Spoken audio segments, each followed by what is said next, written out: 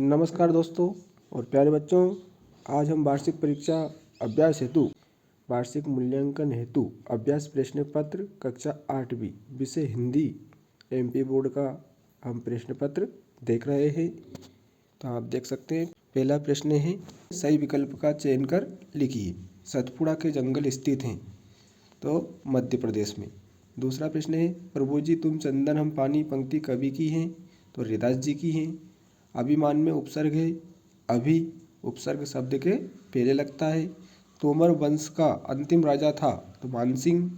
गांधी जी ने दक्षिण अफ्रीका से अंतिम विदाई ली सन 1914 में। फिर प्रश्न क्रमांक 2 है रिक्तिस्तान का पहला प्रश्न है रात का पर्यायवाची तो रात्रि है। बिरसा मुंडा के कारण ओझा लोगों का काम चौपट हो रहा था तो रिक्तिस्तान में बिरसा मुंडा आ जाएगा। पथ भूल न जाना पथिक कहीं, पथिक आ जाएगा। हठ योग में शरीर शुद्धि के लिए क्रियाएं समाहित हैं तो 6 क्रियाएं समाहित हैं।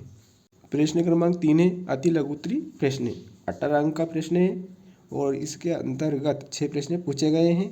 प्रश्न क्रमांक 3 के अंतर्गत स्वर संधि किसे कहते हैं।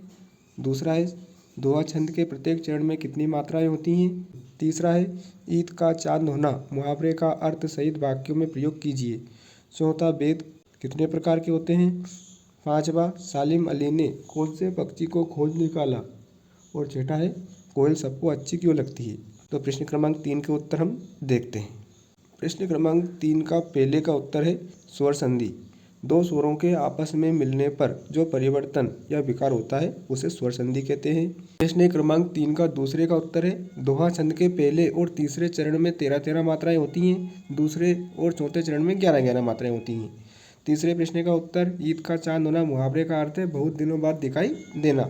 वाक्य में प्रयोग अरे मोहन तुम तो ईद के चांद हो गए हो, कभी सूरत भी नहीं दिखाते।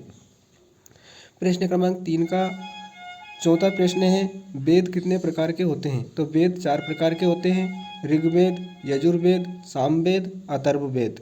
प्रश्न क्रमांक 3 का 5वां प्रश्न है सालिम अली ने कौन से पक्षी को खोज निकाला। तो सालिम अली ने फिन बयां नामक पक्षी को खोज निकाला। छठा प्रश्न था कोयल सबको अच्छी क्यों लगती है। तो कोयल सबको अच्छी इसलिए लगती है क्योंकि कोयल मीठी मधुर वाणी में बोलती है। प्रश्न क्रमांक 4 है अपना सागर विश्वविद्यालय की स्थापना कब, क्यों और किसने की। तो इसका उत्तर हम देखते हैं। ये 5 नंबर वाले प्रश्न हैं, पहला, दूसरा और तीसरा। तो सागर विश्वविद्यालय की स्थापना कब, क्यों और किसने की थी। तो 18 जुलाई सन 1946 को सागर नगर के निकट मकरोनिया की पथरिया पहाड़ी पर डॉक्टर हरि सिंह गौर ने हजारों व्यक्तियों की उपस्थिति में सागर विश्वविद्यालय की विधिवत स्थापना की और उन्होंने इस विश्वविद्यालय में प्रथम कुलपति का पद भी सुशोभित किया। प्रश्न क्रमांक 4 का दूसरा है और दूसरे के अंतर्गत 5 प्रश्न पूछे गए हैं। वाक्य किसे कहते हैं। तब प्रत्यय लगाकर एक शब्द बनाइए। हृदय भर आना मुहावरे का प्रयोग करते हुए एक वाक्य बनाइए। दावालाय पिता शब्द के 2 पर्यायवाची शब्द लिखिए। पढ़वाया प्रेरणार्थक क्रिया को अपने वाक्य में प्रयोग कीजिए। तो 5 प्रश्न पूछे गए इसमें जो कि 1-1 नंबर के हैं। प्रश्न क्रमांक 4 के दूसरे के आ वाले का उत्तर है वाक्य शब्दों के सार्थक समूह को जिसका अर्थ निकलता है उसे वाक्य कहते हैं। बा वाला प्रश्न था तब प्रत्यय लगाकर एक शब्द बनाइए। तो महत धन तब बराबर महत्व बन जाएगा, तब इसमें प्रत्यय है। हृदय भराना मुहावरे का प्रयोग। तो हृदय आना इसका अर्थ होता है दया आना। वाक्य में प्रयोग भूखे बच्चे को देखकर मेरा हृदय भर आया। पिता शब्द के 2 पर्यायवाची शब्द तो जनक तात। पढ़वाया प्रेरणार्थक क्रिया को अपने वाक्य में प्रयोग कीजिए। तो इसका उत्तर होगा पढ़वाया और इसका हमें वाक्य बनाना है। तो पिता ने पुत्र से पत्र को पढ़वाया। प्रश्न क्रमांक 4 का तीसरा प्रश्न है निम्नलिखित गद्यांश को पढ़कर दिए गए प्रश्नों के उत्तर लिखिए। बाढ़ एक ऐसी आपदा है जो प्रकृति में अतिवृष्टि के द्वारा उत्पन्न होती है। मानव द्वारा निर्मित योजनाएं जिनका प्रकृति के साथ सामंजस्य नहीं होता है बाढ़ जैसी आपदाओं को और अधिक बढ़ावा देती हैं। तटबंधों के टूटने से नदी का जल समीपवर्ती क्षेत्रों में फैल जाता है, जिससे जन धन की व्यापक हानि होती है। प्रश्न क्रमांक 1 है, उपयुक्त गद्यांश का उचित शीर्षक लिखिए। और बा वाला प्रश्न है, बाढ़ आपदाओं को और अधिक बढ़ावा कब मिलता है। तो उपयुक्त गद्यांश का उचित शीर्षक लिखिए। तो इसका उत्तर होगा बाढ़ एक आपदा। आ वाले प्रश्न का उत्तर।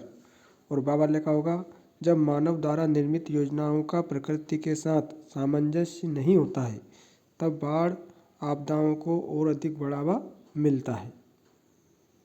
जो अपठित गद्यांश दे रखा है उसी में से हमने ये लिखा है। प्रश्न क्रमांक 5 है अपना, वृद्धा मंदिर के पास क्या काम करती थी। वृद्धा मंदिर के पास फूलों को बेचने का काम करती थी। मंदिर का पुजारी फुलवारी में से फूल तोड़ने देता था, उसकी ममता को देखकर। प्रश्न क्रमांक 5 का अथवा है, बहादुर बेटा किसे कहा गया है और क्यों। प्रश्न क्रमांक 5 के अथवा का उत्तर है, बहादुर बेटा संदीप को कहा गया है क्योंकि उसने अपने प्राण हथेली पर रखकर बाढ़ में फंसे लोगों को बचाया। प्रश्न क्रमांक 6 है अपना, जहाज का पक्षी किस बात का प्रतीक है, आशय स्पष्ट कीजिए। 5 अंक का प्रश्न है, अथवा युद्ध भूमि में विभीषण ने अधीर होकर श्री राम से क्या कहा। तो दोनों प्रश्नों के उत्तर एक साथ देखते हैं।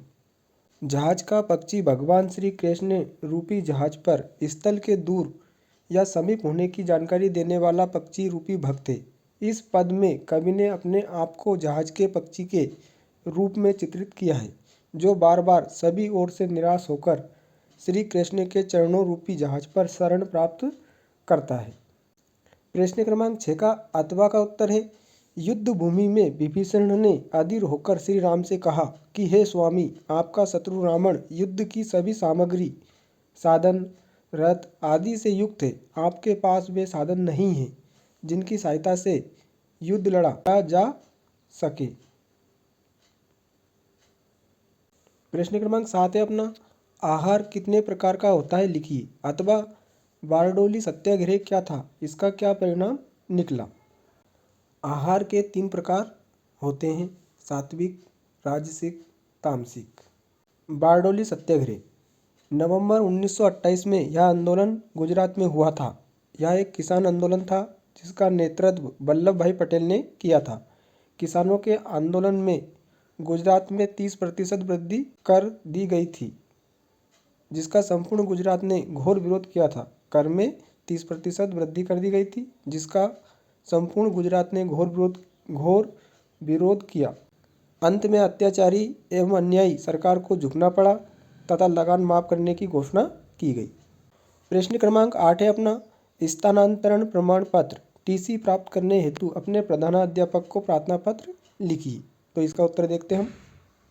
सेवा में श्रीमान प्रधानाध्यापक महोदय, शासकीय माध्यमिक विद्यालय, और स्कूल का नाम आ जाएगा। आपको अपने स्कूल का नाम यहाँ पर लिखना है। विषय स्थानांतरण प्रमाण पत्र प्राप्त करने हेतु आवेदन पत्र। महोदय, श्रीमान जी से मेरा विनम्र निवेदन है कि मैं कक्षा 8वीं का छात्र हूँ। मेरे पिताजी का स्थानांतरण पचौर से भोपाल हो गया है, इसलिए मैं आपके विद्यालय में पढ़ने में असमर्थ हूँ। फिर आता वाली लाइन, अगली लाइन से लिखेंगे हम। अतः श्रीमान जी से निवेदन है कि आप मेरा स्थानांतरण प्रमाण पत्र टीसी देने की कृपा करें, जिससे मैं नवीन विद्यालय में प्रवेश लेकर अपना अध्ययन जारी रख सकूं। धन्यवाद। आपका आज्ञाकारी छात्र या छात्रा, नाम, कक्षा 8वीं, पंजीयन क्रमांक, दिनांक। इस प्रकार से हम प्रार्थना पत्र लिख सकते हैं स्थानांतरण प्रमाण पत्र या टीसी की। प्रश्न क्रमांक 9 है अपना, निम्नलिखित गद्यांश की संदर्भ प्रसंग सहित व्याख्या कीजिए। आत्मविश्वास की सबसे बड़ी दुश्मन है दुविधा। दुविधा एकाग्रता को नष्ट कर देती है, आदमी की शक्ति को बांट देती है, आधा इधर और आधा उधर, बस इस तरह आदमी खंडित हो जाता है। इसमें संदर्भ लिखेंगे हम। प्रस्तुत गद्यांश हमारी पाठ्यपुस्तक भाषा भारती के आत्मविश्वास नामक पाठ से लिया गया है। इसके लेखक कन्हैयालाल मिश्र प्रभाकर हैं। प्रसंग में लेखक ने दुविधा को ही आत्मविश्वास का सबसे बड़ा दुश्मन बताया है। व्याख्या आप देख सकते हैं। व्याख्या में लिखेंगे, लेखक कहता है कि मनुष्य के अंदर यदि असमंजस का भाव पैदा हो जाता है तो आत्मविश्वास की भावना समाप्त होने लगती है। असमंजस की अवस्था मनुष्य में अपने ऊपर भरोसे को उत्पन्न नहीं होने देती है। यह अवस्था ही उसकी दुश्मन बन जाती है। मनुष्य में आत्मविश्वास की शक्ति को बांट देती है, जिससे वह सोचने लगता है कि वह अमुक कार्य को करने में सफल होगा अथवा असफल। उसके अंदर पक्का निर्णय लेने की क्षमता समाप्त हो जाती है। यह दुविधाग्रस्त हो जाता है। कार्य में सफल अथवा असफल होने संबंधी दो दुविधा मनुष्य के अंदर से तल्लीनता की भावना को नष्ट कर देती है और वह अपने उद्देश्य में सफल नहीं हो पाता। प्रश्न क्रमांक 9 का अथवा विद्या से विनम्रता आती है, व्यक्ति शालीन बन जाता है। तो यह गीता का मर्म वाले पाठ से लिया गया है और लेखक इसके संकलित हैं। प्रश्न क्रमांक 10 देखते हैं हम। दिया है शांति का संदेश ही हमारे सदा जग को। यह पद्यांश दे रखा है। ना यहाँ समझो कि हिंदुस्तान की तलवार सोई है, और इसके कवि हैं राम कुमार चतुर्वेदी चंचल। अथवा वाला था बीती ताही बिसार दे आगे की सुधि ले, जो बनी आवे सहज में ताही में चित देई। इसका उत्तर हम देख लेते हैं। संदर्भ आएगा प्रस्तुत कुंडलियाँ हमारी पाठ्यपुस्तक भाषा भारती के पाठ गिरधर की कुंडलियाँ से लिया गया है। इसके रचयिता कवि गिरधर हैं। प्रसंग, इसमें कवि ने यह बताया है कि बीती हुई बातों पर सोच विचार नहीं करना चाहिए। व्याख्या, जो बात हो चुकी है उसे भुला देना चाहिए। हमें भविष्य के बारे में सोचना चाहिए। जो बात या काम आसानी से हो सके उसमें ही अपने मन को लगाना चाहिए। जो बात या काम बन सके उसे ही मन लगाकर करना चाहिए। इस तरह कोई भी दुष्ट व्यक्ति हमारी हंसी भी नहीं उड़ा सकेगा और मन में कोई भी चूक अथवा दोष भी नहीं आ सकेगा। कवि गिरधर कहते हैं, उस काम को मन में विश्वास के साथ कीजिए। भविष्य में होने वाले सुख की बात को समझकर उस बात को भुला दीजिए जो बीत चुकी है, घट चुकी है। विशेष बीती बातों को भूलने पर जोर दिया है। कुंडलियाँ छंद का प्रयोग किया गया है। प्रश्न क्रमांक 11 है। अपनी पाठ्यपुस्तक की कहानी याचक और दाता या वसीयतनामे का रहस्य का सारांश लिखिए। तो दोनों कहानियों को हम देख लेते हैं एक साथ। याचक और दाता कहानी का सारांश इस प्रकार है। एक गरीब बुढ़िया को एक बच्चा रास्ते में मिल गया था। बुढ़िया मंदिर के पास फूल बेचती थी। बच्चा उसका नहीं था, फिर भी वह उसका पालन पोषण करती थी। फूल बेचकर जो भी पैसे आते थे वह उन्हें बचत के तौर पर हांडी में रख देती थी ताकि भविष्य में बच्चे के काम आए। जब हांडी में अधिक पैसे हो गए तो चोरी के डर से वह उन पैसों को सेठ बनारसी दास के यहाँ जमा कर देती है। एक दिन मोहन बीमार हो गया। उसका शरीर जोर की वजह से तपने लगा। बुढ़िया सेठ से अपने पैसे लेने जाती है, लेकिन सेठ मना कर देता है। वो दोबारा सेठ के पास अपने बीमार बच्चे को लेकर जाती है। जब सेठ देखता है कि यहाँ तो उसका ही खोया हुआ बच्चा मोहन है, अब स्थिति पलट जाती है। पहले बुढ़िया सेठ के यहाँ याचक बनकर आई थी, सेठ दाता था, लेकिन अब सेठ याचक बन जाता है और अपने खोए हुए बच्चे की भीख मांगता है। अंततः बुढ़िया सेठ को उसका बच्चा लौटा देती है और वो धन भी नहीं लेती है जो उसने सेठ के पास जमा किया था। मोहन भी स्वस्थ हो जाता है। इस कहानी में यह बताया गया है कि ममता का भाव बिना भेदभाव किए तथा निस्वार्थ भाव से करने के लिए उत्साहित करता है। वसीयतनामे का रहस्य, इस कहानी का सारांश देखते हैं हम। इस कहानी में किसी गांव के एक वृद्ध किसान की न्यायप्रियता, दूरदर्शिता, ईमानदारी, निष्पक्षता तथा बुद्धि की चतुराई आदि से परिचित कराया गया है। गांव के बड़े से बड़े विवादों को वह इस प्रकार सुलझा देता था कि दोनों पक्ष उसका निर्णय मानकर प्रसन्न हो जाते थे। उसके 4 पुत्र एवं 1 पुत्री थी। उसने अपनी वसीयत में लिखा था कि मेरी जायदाद मेरे 3 पुत्रों में बांट दी जाए तथा विवादों की दशा में जो भी निष्पक्ष न्याय करे उससे मेरी पुत्री का विवाह कर दिया जाए। वृद्ध के मरने के बाद जायदाद के बंटवारे हेतु विवाद उत्पन्न हो गया। गांव में पंचायत बैठी, लेकिन किन 3 बेटों को जायदाद दी जाए इस बात का निर्णय नहीं हो पा रहा था। अंत में न्याय के लिए चारों बेटे और बेटी राजा के दरबार में पहुंचे। राजा ने निष्पक्ष न्याय कर दिया और बेटी की शादी राजा के साथ हो गई। प्रश्न क्रमांक 12 है। निम्नलिखित में से किसी एक विषय पर 150 शब्द में निबंध लिखिए। दीपावली, पुस्तकालय, वृक्षारोपण का महत्व, मेरा विद्यालय कैसा हो। तो इन निबंधों को आप अच्छे से याद करें। वृक्षारोपण का महत्व निबंध हम देख रहे हैं। वृक्षारोपण का महत्व, प्रस्तावना, वृक्षारोपण का महत्व, वृक्षारोपण से लाभ, वनों के कटने से हानियाँ, उपसंहार। उसके बाद में प्रस्तावना पहला पॉइंट है अपना, वृक्षारोपण का तात्पर्य है वृक्षों को लगाना एवं उनकी देखभाल करना। वर्षा वनों पर निर्भर होती है। हमारे यहाँ मानसूनी हवाओं से वर्षा होती है। प्रिया मानसूनी हवाएं जुलाई से वर्षा करती हैं, अतः वृक्षारोपण का कार्य जुलाई से करना चाहिए। वृक्ष लगाना बहुत ही महत्वपूर्ण कार्य है। वृक्ष मानव जीवन के लिए वरदान है। हमें वृक्षों की रक्षा करनी चाहिए। दूसरा पॉइंट है वृक्षारोपण का महत्व। हमारे देश में अनादिकाल से ही वृक्षों की पूजा की जाती है। वृक्ष हमारे आश्रयदाता के रूप में जाने जाते हैं। प्रत्येक वृक्ष में देवता का निवास होता है। प्राचीन काल से ही पीपल, बरगद, नीम, आंवला, केला और तुलसी आदि वृक्षों की पूजा की जाती है। वृक्षों का संबंध मानव सभ्यता और मानवता से सदैव जुड़ा रहा है। वृक्ष हमारे सहायक, मित्र एवं शिक्षक रहे हैं। तीसरा पॉइंट है वृक्षारोपण से लाभ।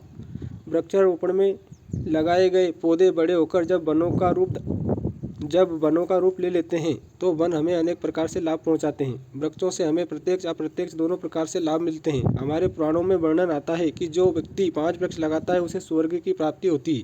भौतिक लाभों में वृक्ष वायु को शुद्ध करते हैं। वे कार्बन डाइऑक्साइड लेते हैं और ऑक्सीजन छोड़ते हैं जो हमारी प्राणवायु है। मानव स्वास्थ्य के लिए वृक्ष वरदान है। वृक्षों से अनेक रोगों की औषधियाँ मिलती हैं। वनों से जलाऊ लकड़ी, इमारती लकड़ी, पशुओं के लिए चारा आदि की भी प्राप्ति होती है। वनों के कटने से हानियाँ।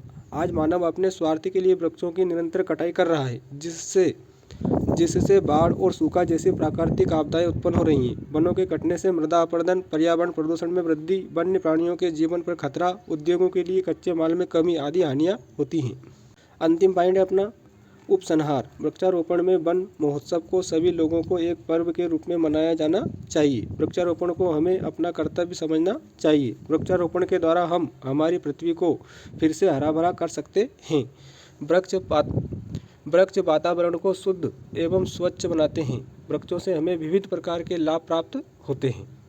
तो प्यारे बच्चों और दोस्तों, आज हमने कक्षा 8वीं हिंदी MP बोर्ड अभ्यास प्रश्न पत्र का संपूर्ण हल देखा। आप इन प्रश्नोत्तरों को अच्छे से याद करें। ये प्रश्न उत्तर परीक्षा की दृष्टि से महत्वपूर्ण है। और प्यारे दोस्तों और बच्चों, वीडियो को शेयर करना ना भूलें और चैनल को सब्सक्राइब जरूर करें। धन्यवाद।